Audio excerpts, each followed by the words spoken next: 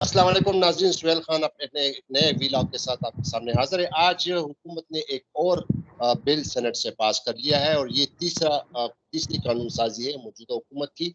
और इस कानून साज़ी के तहत जो वज़ीर मुमलिकत है सेनेटर्स शहादत अवान ने सेनेट में एक बिल पेश किया।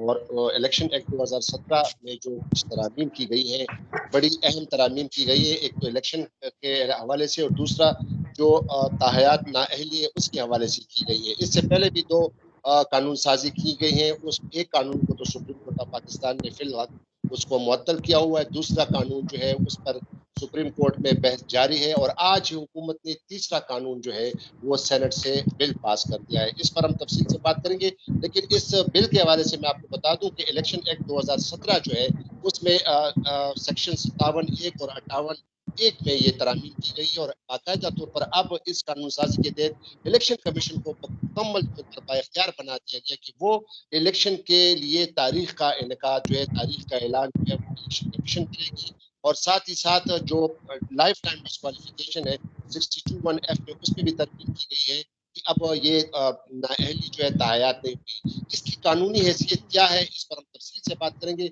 मेरे साथ सुप्रीम कोर्ट के बहुत ही सीनियर वकील और इस्लामाबाद हाई कोर्ट बार के सदर शुएब शाहीन साहब मौजूद हैं। हम इस पे तफसील से बात करेंगे। शुएब साहब, thank you very much for joining me. जी थैंक यू। शुएब साहब, कानून साजी पे कानून साजी, ये तीसरी कानून साजी है और आज जमात इस्लामी और पीटीआई ने इस पर प्रोटेस्ट भी किया है कि ये कानून साजी जो है ये गैर आईनी तरीके से की गई है। तो आपका इस पे क्या मौक़िफ़ है? इसकी अब क्या कानूनी हैसियत होगी? देखिए, मौजूदा हुकूमत के अगर 13 महीनों को अगर आप देखें तो इन्होंने अवामी मफ़ाद के लिए तो कोई कानून साज़ी नहीं की। जिस वक़्त ये आए थे पहला काम इन्होंने ये किया था कि अपने मुकदमात को सामने रख के जो नैब लॉ को बदल दिए ताकि इनके मुकदमात सारे के सारे ख़त्म हो जाएँ और उसका इतलाक़ भी 1985 से कर दिया गया था, यानी रेट्रोस्पेक्टिव अप्लाई कर दिया था। और इसी तरह अपने नाम ईसीएल से निकाले जिस पे सुप्रीम कोर्ट ने नोटिस भी लिया था और जो नैब लॉ है उसके अमेंडमेंट के खिलाफ भी सुप्रीम कोर्ट में इमरान खान साहब गए हुए हैं। लेकिन बात यह है कि उसके बाद आगे जाएँ तो उन्होंने सबसे दूसरा काम ये किया कि उन्होंने इलेक्शन कमीशन के एक्ट को तरमीम करके उन्होंने उसके अंदर भी तब्दीली कर दी और वो तब्दीली उन्होंने जो की थी वो ये की थी कि जो ओवरसीज़ का राइट ऑफ वोट है उसको ख़त्म कर दिया था। तो जो ओवरसीज़ का राइट ऑफ वोट ख़त्म किया तो उन्होंने पैसे देने बंद कर दिए इनको। आप देख लें उनकी कितनी डिक्लाइन हो गई है, उनके ऊपर उनका ट्रस्ट नहीं है। तो बजाय रियासत को उन लोगों को इन्वॉल्व करने के कि जो हमारी एक तरह से रीढ़ की हड्डी हैं जिन्होंने हमारी इकोनॉमी को बेहतर करना है, हम उन्हीं के खिलाफ लग गए। फिर आगे वक्तन आप देखें जब सुप्रीम कोर्ट ने फैसले किए कि आप इलेक्शन कराओ 90 डेज़ में, इन्होंने करारदादों के ज़रिए सुप्रीम कोर्ट की जजमेंट को नलीफाई कर दिया। फिर एक अपील का राइट दे दिया जो कि आइन में तरमीम होनी चाहिए थी, उसको सुप्रीम कोर्ट ने रोका। फिर उसके बाद review of judgment and order लेकर आए, उसके ऊपर भी अभी बहस जारी हो सारी है। तो ये सारी जो आज तक की जाने वाली इनकी कानून साजी है सिवाय अपनी ज़ात के, ना तो ये कॉन्स्टिट्यूशन के मुताबिक है, ना ये आइन के मुताबिक है, ना ये कानून की प्रॉपर एक लिहाज से कानून साजी है। ये सिर्फ पर्सन स्पेसिफिक और अपने ज़ाती मफादात के तहफ़्फ़ुज़ के लिए ये क़वानीन पे क़वानीन बना रहे हैं और उसके साथ साथ आप जहाँ आपको आइन में तरमीम की ज़रूरत है वो भी कानून का हिस्सा बना देते हैं। मसलन ये 2 चीज़ें देखें, चूँकि आज का इलेक्शन कमीशन इनके साथ बी टीम के तौर पर काम कर रहा है। इनकी ख्वाहिश थी कि इलेक्शन 30 अप्रैल को ना हो या 14 मई को ना हो, तो इन्होंने नहीं होने दिए इलेक्शन कमीशन ने। और चूँकि इनकी ख्वाहिश के मुताबिक चल रहा है, प्रेसिडेंट ऑफ पाकिस्तान ने वो डेट दे दी थी, इसलिए सेक्शन 57(1) को उन्होंने चेंज कर दिया। दूसरी तरफ अगर आप आ जाएँ तो जो आइन में तरमीम की ज़रूरत थी कि अगर जो ताहयात नाअहली है तो उसमें आइन में तरमीम करते, तो आइन में तरमीम करने की बजाय जिसके लिए 2/3 मेजॉरिटी चाहिए, उसके लिए फिर इनको पॉलिटिकल स्टेबिलिटी चाहिए, उसके लिए फिर पीटीआई का वोट चाहिए इनको, वो ये चाहते नहीं हैं। तो उन्होंने कानून सिंपल कानून के ज़रिए आइनी तरमीम को एक लिहाज से वो आइन में तरमीम कर दी। वो तो मुमकिन नहीं है। ज़ाहिर है ये मैटर भी एक दफ़ा फिर अगेन कोर्ट में जाएगा और हो सकता है कि कोर्ट इनको सेटिस्फाइड भी कर दे। अच्छा, शाहीन साहब ये बताइएगा कि आज भी सुप्रीम कोर्ट जो रिव्यू ऑफ जजमेंट है उसकी भी आज समाअत थी और आज अटॉर्नी जनरल ने कहा, जो दलाइल दिए, लेकिन कोर्ट पिछले 2-3 दिन से ये कह रही है कि भाई आप ठीक है, आप तरामीम करें, आप करें 184 में उसकी जुरिस्डिक्शन को अगर आप बढ़ाते हैं, लेकिन उसके लिए ये है कि आप एक प्रॉपर प्रोसीजर अडॉप्ट करें, मतलब है वही कि कॉन्स्टिट्यूशन अमेंडमेंट करें। और आज भी कोर्ट ने ये बार बार कहा। पहले जो कानून था supreme court practice and procedure bill, उसको तो ऑलरेडी सुप्रीम कोर्ट ने स्टे किया हुआ है, उसको आर्टिकल बेंच उसको देख भी रहा है। दूसरा जो ये जो रिव्यू ऑफ जजमेंट है उसमें भी सुप्रीम कोर्ट कह रही है कि भी आपने नहीं किया। तो आज चूंकि इसको भी ये जो कानून साजी की गई है इस पर भी जमात इस्लामी और पीटीआई ने उसको प्रोटेस्ट किया और उन्होंने कहा कि ये खिलाफ कानून है। तो अब तो जो दो कवानीन जो है ऑलरेडी चैलेंज किए गए सुप्रीम कोर्ट में, तो अब जाहिर है अब ये भी आएगा, इस पर भी चैलेंज होगा और इसको भी शायद सुप्रीम कोर्ट ऑफ पाकिस्तान वो इसको स्टे करे। लेकिन बात ये है कि ये जब अगर सुप्रीम कोर्ट का जो दूसरा जो ये इन्होंने जो कानून बनाया है रिव्यू ऑफ जजमेंट, अगर सुप्रीम कोर्ट इसको सेटिसाइड करती है और इलेक्शन कमीशन का जो रिव्यू का वो केस है, लेट सपोज अगर उसको भी वो सेटिसाइड करती है, इलेक्शन कमीशन ने जो 14 मई का जो इंतखाबात चैलेंज किया है, तो आप क्या समझते हैं कि फिर सुप्रीम कोर्ट के पास अब क्या रास्ता रह गया है कि अगर ये दोनों कवानीन को उड़ाते हैं बशमूल इसके खिलाफ तो पिटिशन दायर होगी, लेकिन अगर उन सुप्रीम कोर्ट के जो रिव्यू ऑफ जजमेंट है और जो इलेक्शन कमीशन की जो नजरसानी दरखास्त है अगर इसको उड़ाती, तो आप समझते हैं कि सुप्रीम कोर्ट कोई वाजे ऑर्डर जारी कर सके, क्योंकि हुकूमत ने अभी बजट में 40 अरब रुपए भी रखे हैं।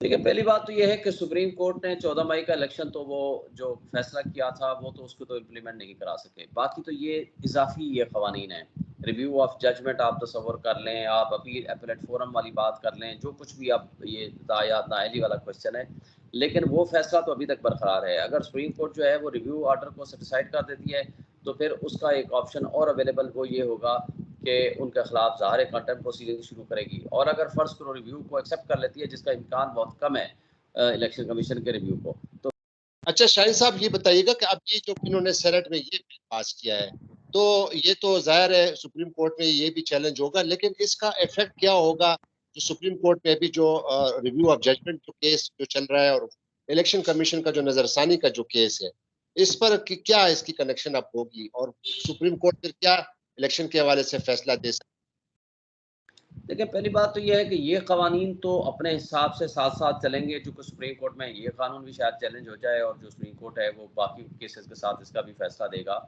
ये बात तो तय है कि आइन में तरमीम के बगैर इस तरह के आइनी जो फैसले हैं वो सिंपल लेजिस्लेशन के ज़रिए, सादा कानून साज़ी के ज़रिए नहीं हो सकते। ये तो तयशुदा बात है। और अब इसके ऊपर फैसले आने हैं और ये वाला कानून भी इसी के साथ एक लिहाज से रिलेटेड है। और दूसरी बात ये है कि जो इलेक्शन कमीशन की रिव्यू पिटीशन का सवाल है वो तो अभी पेंडिंग है। मेरी राय में तो इलेक्शन कमीशन को ये अख्तियार ही नहीं है, लोकस स्टैंडाई नहीं है कि वो अपील या रिव्यू की सूरत में आ जाए सुप्रीम कोर्ट के पास, क्योंकि उन्होंने तो आज खुद कहा था कि हम तो इलेक्शन कराने को तैयार हैं, हमें नफरी दे दें, फंड्स दे दें। जब उन्होंने ये कर दिया, सुप्रीम कोर्ट ने फैसला कर दिया, तो उन्होंने आज खुद सुप्रीम कोर्ट के एक दिए हुए टाइम को चेंज कर दिया 30 अप्रैल को। फिर जब दोबारा 4-4 को सुप्रीम कोर्ट ने फैसला दिया, 14 मई को उन्होंने इलेक्शन नहीं कराए और वो अब रिव्यू लेकर के इलेक्शन कमीशन आ गया, हालांकि हुकूमत नहीं आई। अगर खिलाफ फैसला बनता था या हुकूमत चाहती थी कि वो आना, तो वो हुकूमत करती, फेडरेशन ऑफ पाकिस्तान पार्टी थी, वो इसमें रिव्यू में आ सकती थी। इनको तो लोकस स्टैंडाई नहीं है, अख्तियार ही नहीं है इनको करने का। लेकिन बहरहाल सुप्रीम कोर्ट फैसला करेगी। ये तो एक तयशुदा बात है कि अगर सुप्रीम कोर्ट इनके खिलाफ फैसला दे देती है कि नहीं, इनको अख्तियार नहीं था और इन्होंने उसके बावजूद इलेक्शन कमीशन ने इलेक्शन नहीं कराए और जो हुकूमत है उन्होंने फंड्स नहीं दिए और नफरी नहीं दी, तो इनके खिलाफ तो फिर कंटेम्प्ट ऑफ कोर्ट प्रोसीडिंग्स ही बचती हैं। और मेरा ख्याल है कोर्ट अब इन्हीं दिनों में से, चूँकि अब तकरीबन ये इश्यूज़ फाइनलाइज हो गए हैं इस नए कानून के अलावा, तो मेरा ख्याल है कि इसमें जल्दी फैसला आ जाएगा। तो कंटेम्प्ट ऑफ कोर्ट के हवाले से आप इसलिए कह रहे हैं कि चूंकि गवर्नमेंट ने भी जो बजट अनाउंस किया उसमें तो ऑलरेडी उन्होंने 40 अरब रुपए रख दिए इलेक्शन के लिए, तो पहले ये कह रहे थे कि हमारे पास पैसे नहीं है, तो आपका कहना ये है कि मतलब है कि फिर ये फैसला दे सकती है सुप्रीम कोर्ट ने, तो ऑलरेडी फैसला दिया हुआ है, उनको ये ऑर्डर कर सकती है कि भाई अभी तो आपके पास पैसे भी हैं तो आप कर दें। और कंटेम्प्ट कंटेम्प्ट अगर करते हैं तो कंटेम्प्ट क्या, वो तो कंटेम्प्ट तो बड़ा लॉन्ग प्रोसीजर है फिर, कि नहीं वो till rising of the court वो वाला होगा जिस तरह यूसुफ रजा गिलानी के साथ हुआ। देखिए, पहली बात तो ये है कि सुप्रीम कोर्ट के पास बहरहाल उस वक़्त भी अख्तियार था कंटेम्प्ट करने का, आज भी अख्तियार है।